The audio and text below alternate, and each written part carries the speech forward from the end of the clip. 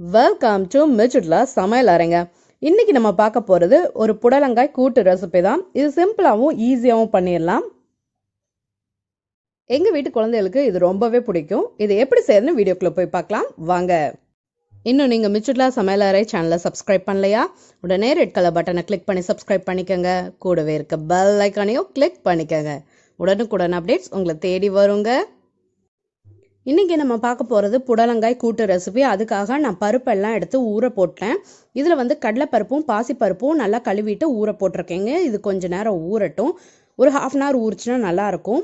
நான் இந்த டம்ளரில் அரை டம்ளர் கடலைப்பருப்பு எடுத்துருந்தேன். மெஷர்மெண்ட்டுக்காக சொல்லிக்கிறேன். இதுக்கு 1/4 டம்ளர் பாசிப்பருப்பு எடுத்துக்கிட்டேங்க. இதை நல்லா வாஷ் பண்ணிவிட்டு நான் ஊற போட்டேன். இது ஊறின பிறகு அளவான தண்ணி, தேவையான அளவு தண்ணி ஊற்றி ஒரு 2 விசில் விட்டு எடுத்துட்டு உங்களுக்கு காமிக்கிறேன். இப்போ 2 விசில் விட்டு எடுத்துட்டேன். வெயிட் ரிலீஸ் ஆயிடுச்சு. ஓப்பன் பண்ணி பார்த்துக்கலாம். பாருங்கள், பருப்பெல்லாம் நல்லா குக் ஆயிடுச்சு. இப்போ இது கூட என்ன போடுறதுன்னு நான் சொல்லிடுறேன். நான் ஆல்ரெடி இந்த புடலங்காய் இருக்கு இல்லையா, அதை கட் பண்ணி பீசஸாக இந்த மாதிரி எடுத்து வச்சிட்டேன். ஸோ அதை நல்லா வாஷ் பண்ணிவிட்டு நான் இதை கட் பண்ணிட்டேன். இப்போ இதை நான் இதில் சேர்த்துக்கிறேன். இந்த பருப்பு கூட சேர்த்திட்டு தேவையான அளவு தண்ணி ஊற்றிக்கலாம். பிகாஸ் நம்ம புடலங்காயும் குக் ஆகணும். ஸோ அதுக்கு தேவையான அளவு உப்பும் சேர்த்திக்கலாம். இப்போ தண்ணியும் உப்பும் சேர்த்தின பிறகு ஒரு கலக்கி விட்டுருங்க.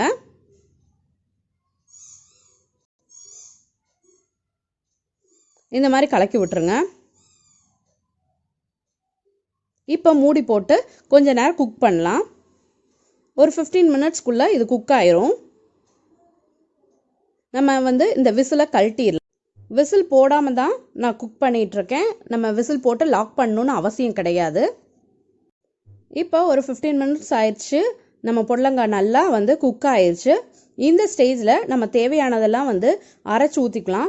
அதுக்கு முன்னாடி நம்ம என்ன பண்ண போகிறோம்னா, இதுக்கு மஞ்சத்தூள் போட்டுக்கலாம். கூட்டுனா மஞ்சத்தூள் போட்டு செஞ்சிங்கன்னா தான் வாசமும் நல்லாயிருக்கும், அந்த கலரும் நல்லாயிருக்கும், டேஸ்ட்டும் நல்லாயிருக்கும். ஸோ 1/2 டீஸ்பூன் நான் மஞ்சத்தூள் சேர்த்திருக்கேன் இன்றைக்கி.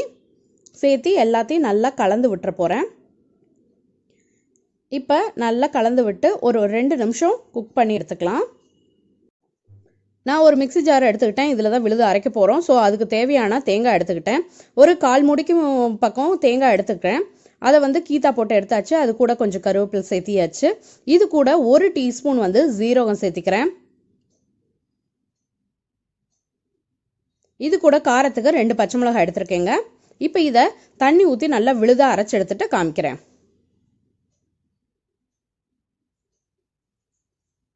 இப்போ விழுத அரைச்சி எடுத்தாச்சு. இதை நம்ம கூட்டு கூட சேர்த்திக்கலாம். புடலங்காய் கூட இதை சேர்த்திக்கலாங்க.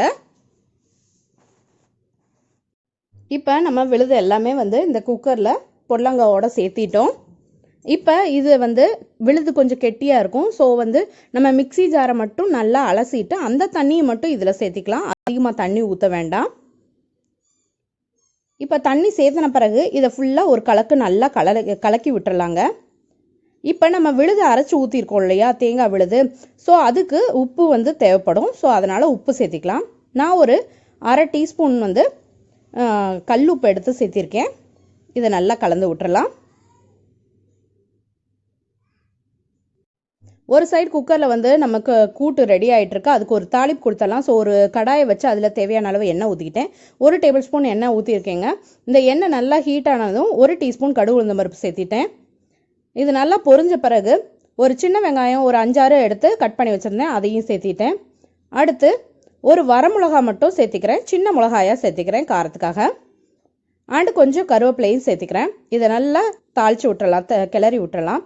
இது கூடவே கொஞ்சம் சீரகமும் சேர்த்திக்கிறேன். ஸோ ஃப்ளேவர் இன்னும் கொஞ்சம் தூக்கலாக இருக்கும், நல்லாவும் இருக்கும் டேஸ்ட்டு.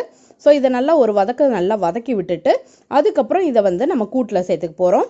இப்போ வெங்காயம் நல்லா வதங்கிருச்சு. இதை கூட்டில் சேர்த்திக்கலாம். இப்போ குக்கரில் இருக்கிற அந்த கூட்டு கூடவே இந்த தாளிப்பையும் சேர்த்திக்கிறேங்க.